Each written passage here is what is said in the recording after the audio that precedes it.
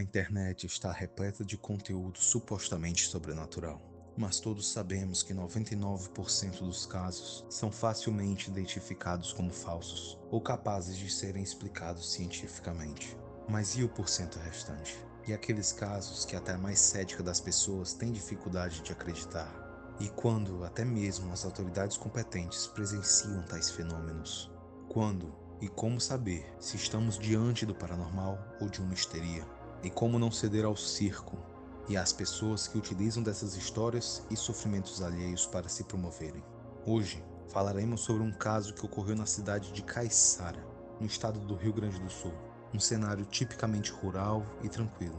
Mas em meados de 2014, a tranquilidade dessa região foi substituída por um evento que atrairia a atenção de todo o país.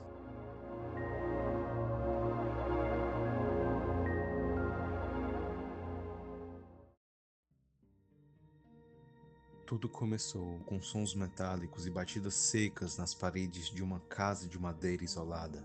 Mas não eram apenas barulhos. Pedras, algumas pequenas como britas e outras grandes, começaram a ser arremessadas contra a residência. O detalhe perturbador? Muitas dessas pedras não vinham de fora. Elas se materializavam no ar, dentro dos cômodos, caindo sobre as camas e móveis enquanto a família tentava dormir. Pedra aparecendo sem ninguém jogar, objetos dentro de casa se movendo sem ninguém tocar, né? Como utensílios domésticos também saíram de um lugar para o outro, né? A gente acompanhou, a gente viu. O que o senhor fez no momento em que as pedras surgiram? A gente procurou socorrer a família, né? De várias maneiras, levando ela para outras propriedades, num colégio próximo aqui da capela. E o fenômeno acabou acontecendo lá também no colégio da capela. A brigada militar foi acionada, e o que os policiais relataram em seus depoimentos foi desconcertante. Não havia um autor humano visível. O caso, que começou com uma suspeita de vandalismo, rapidamente se tornou um registro de poltergeist. Nós vimos pedras sendo jogadas ou caindo em cima do telhado da residência, nas paredes, porém o detalhe é que não quebrava o brasilite, né?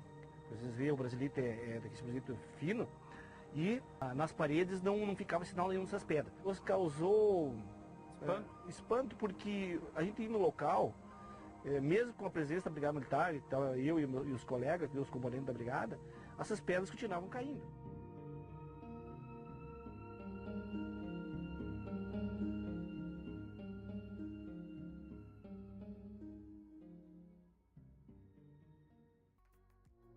A notícia do que acontecia em Caiçara não demorou para cruzar as fronteiras da cidade e do estado. Em poucos dias, o pequeno terreno da família atraiu a atenção da mídia. O que era um drama privado tornou-se em um espetáculo público.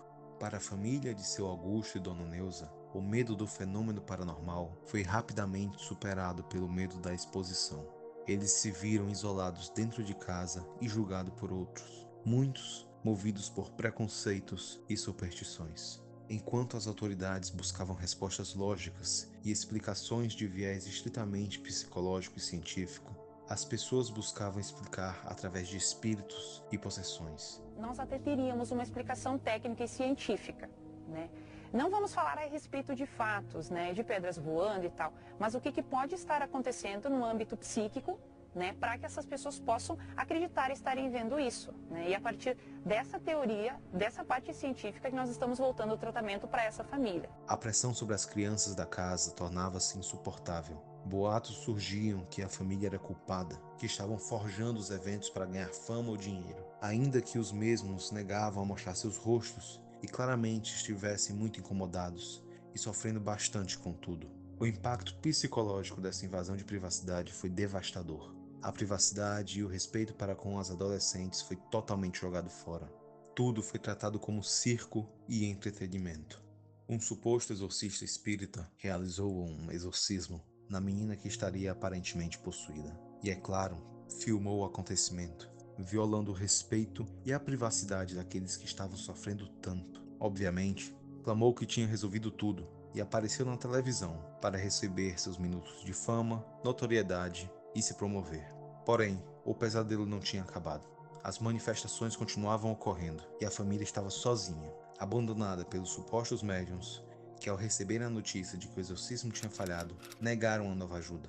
Mesmo tendo sido prometido na televisão, acabaram não indo. A família também foi colocada de escanteio pelas autoridades, sem o acompanhamento psicológico necessário para todos, pois a prefeitura já estava pagando o aluguel de sua casa nova. Daí o espírito jogou ela em cima da casa, aí quebrou o brasilite, ergueu ela para cima e jogou em cima da casa, caiu para baixo. O que houve com aquele quadro de Jesus Cristo e Nossa Senhora? Uma pedrada do espírito ruim.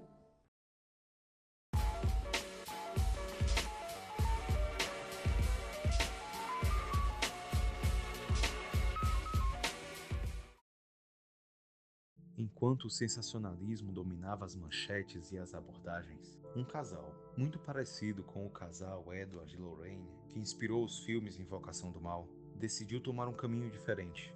Rosa Maria Jacques e João Tocheto de Oliveira iniciavam um deslocamento de mais de 1000 quilômetros, saindo de São Paulo em direção à cidade de Caiçara. O contexto da viagem era crítico. O sul do Brasil enfrentava enchentes históricas que cortavam estradas e isolavam cidades inteiras. Eles avançaram por conta própria, atravessando trechos alagados em cima de guinchos e caminhões de carga. Era uma corrida contra o tempo para alcançar uma família que já não confiava em mais ninguém. Ao chegarem, utilizaram de uma abordagem técnica e observacional. Utilizaram medidores de campo eletromagnético e sensores de temperatura para mapear o ambiente. Rosa, com sua experiência em fenomenologia paranormal, começou a olhar para além das pedras. Ela analisou a geografia do terreno e descobriu um fato histórico relevante. A casa estava situada exatamente sobre uma estrada antiga, utilizada durante décadas para procissões fúnebres e transporte de corpos até o cemitério local. Para o casal, aquele não era um lugar amaldiçoado, mas, de acordo com eles, um ponto de saturação energética que precisava de uma leitura muito mais profunda do que a mídia estava disposta a fazer.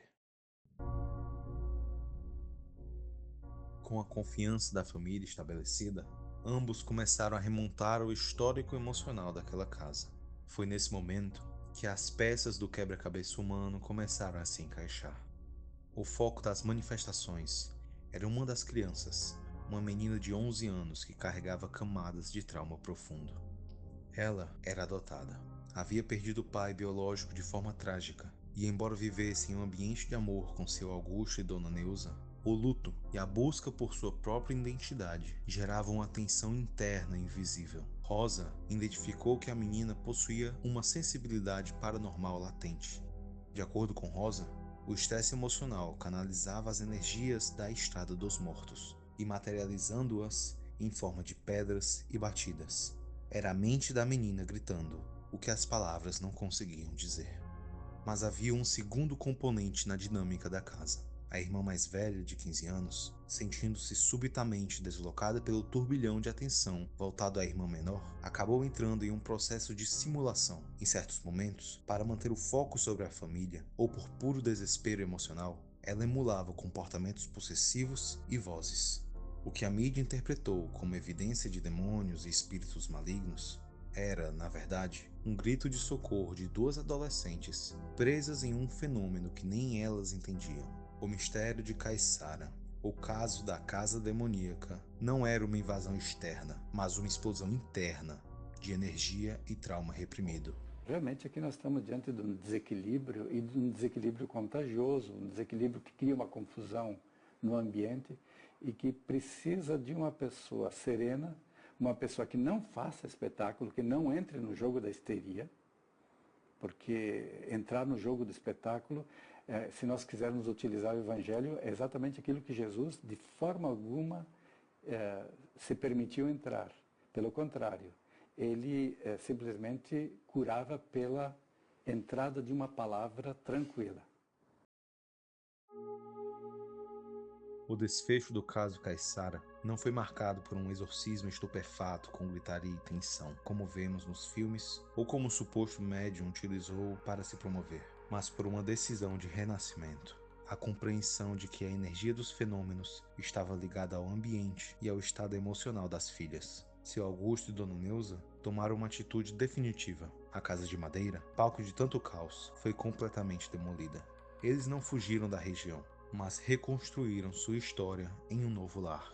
O trabalho de Rosa e João não se encerrou na investigação. Eles fornecem à família as ferramentas para entender a paranormalidade como uma característica de sua filha, retirando o peso do medo e do misticismo. Com o entendimento, a paciência e o diálogo, as pedras pararam de cair.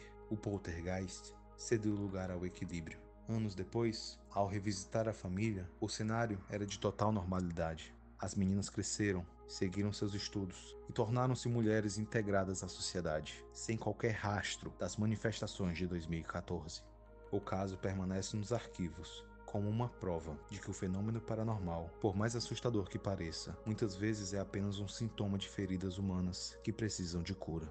No fim, o silêncio que hoje domina as terras de Caiçara é a maior evidência de que a verdade e o acolhimento são as únicas forças capazes de dissipar o desconhecido.